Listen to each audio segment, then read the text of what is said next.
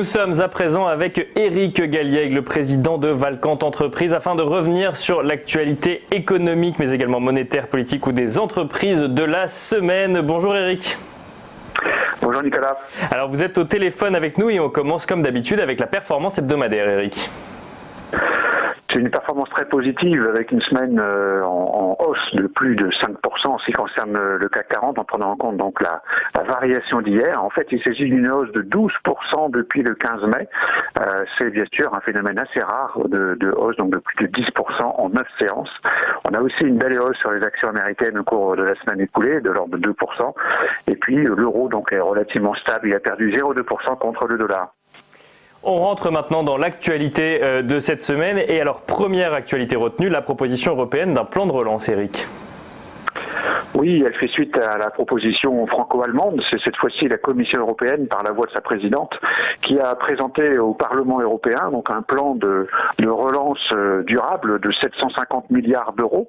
Il reprend donc les 500 milliards proposés par la France et l'Allemagne. Il y rajoute 250 milliards donc de concours possibles donc aux États membres de l'Union européenne. C'est bien sûr plutôt une bonne nouvelle pour la conjoncture économique. C'est aussi une bonne nouvelle pour la politique, en quelque sorte. C'est une avancée de l'esprit européen avec la possibilité donc d'un financement européen de ce plan, réellement européen, donc qui serait pris en charge par la Commission européenne, qui pourrait d'ailleurs à ce stade mettre en œuvre une fiscalité européenne dans les mois et les années qui viennent. Et alors, deuxième actualité cette semaine, la BCE pourrait lancer un nouveau quantitative easing sans l'Allemagne.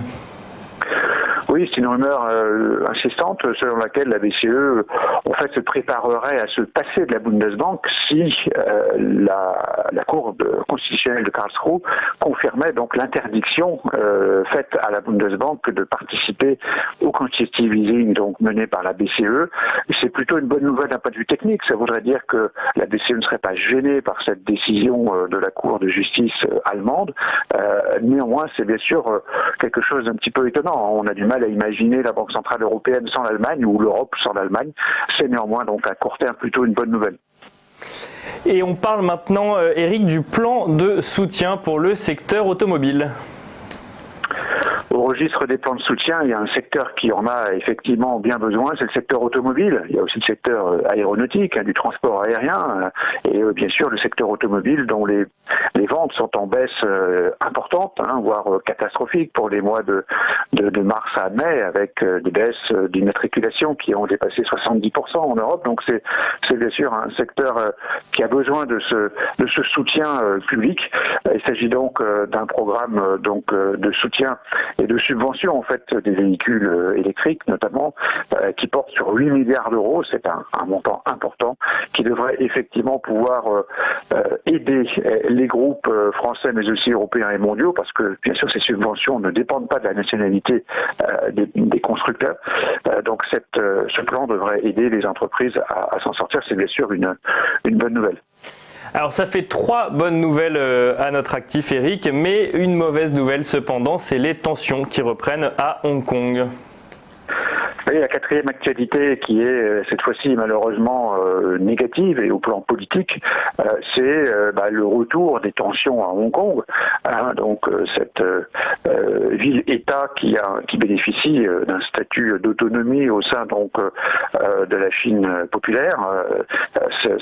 Cette ville donc connaît de nouvelles manifestations et le président Trump est appelé en quelque sorte à la rescousse, comme avant donc la pandémie. C'est bien sûr une nouvelle défavorable qui est qualifiée de négative selon notre méthodologie.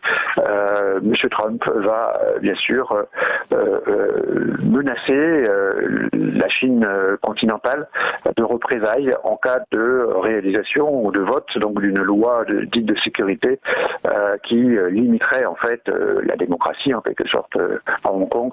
C'est bien sûr un point négatif sur l'actualité de la semaine. Et donc ça fait 3 bonnes nouvelles pour une mauvaise nouvelle, ce qui nous donne en synthèse, Éric. En synthèse, +2, donc +2 sur cette notation de l'actualité. Donc effectivement, du côté de l'économie et des entreprises, des soutiens publics qui sont favorables, bien sûr. Du côté monétaire, la BCE qui se passerait de la Banque centrale allemande, ce qui est plutôt positif. Et bien sûr, côté négatif qu'on vient de voir, c'est les tensions qui reprennent entre Hong Kong et plus généralement entre les États-Unis et la Chine. Et alors, dans ce contexte, Eric, quelles sont vos recommandations d'investissement ? Alors, nous sommes toujours neutres en ce qui concerne les pondérations que nous proposons, les allocations que nous proposons à nos clients investisseurs institutionnels. Nous avons vécu une période un peu particulière puisque en 9 séances de bourse, depuis le 15 mai, les cours ont progressé de 12%. Le 15 mai, nous proposions donc de surpondérer, le premier niveau donc de surpondération des actions. Et aujourd'hui, on est quasiment à 2%, 1 à 2% du niveau au-delà duquel nous proposerions donc la sous-pondération. Ce niveau de sous-pondération est positionné à 4838 points après la prise en compte donc de cette notation positive de l'actualité. 4838, on était à 4771 en clôture hier soir, ce matin on ouvre en baisse. On est toujours donc en pondération normale sur les actions, mais on se rapproche d'une situation où nous proposerions de sous-pondérer. Merci beaucoup Eric Galliègue pour votre analyse. Eric, je rappelle que vous êtes le président de Valcante Expertise.